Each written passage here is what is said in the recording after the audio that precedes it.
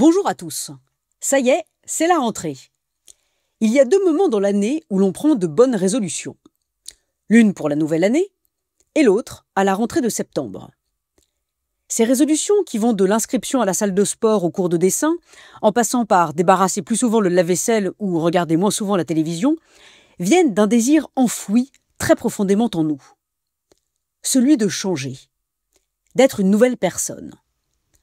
Pour certains, cela se traduit matériellement par l'achat d'une nouvelle tenue vestimentaire, d'une nouvelle coupe de cheveux, d'un nouvel itinéraire pour aller au travail, et ce sont toutes ces petites choses qui vont accompagner les résolutions qui ont été prises. Comme si l'on voulait physiquement devenir quelqu'un d'autre et que le temps pour cela était enfin venu. Face à ce désir de renouvellement, merveilleusement humain, il y a ce mot étrange, rentrer. Rentrer, c'est-à-dire entrer de nouveau.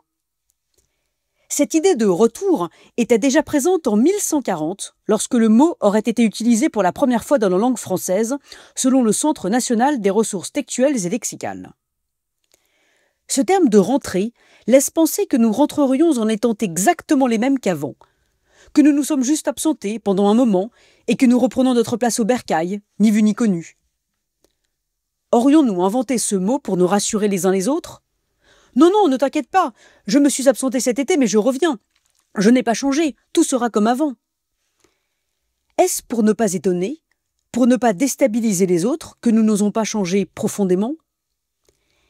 Il serait tellement plus juste, tellement plus vrai de dire qu'il s'agit d'une entrée, et non d'une rentrée. D'un commencement, d'un nouveau monde et d'une nouvelle personne que l'on inaugure.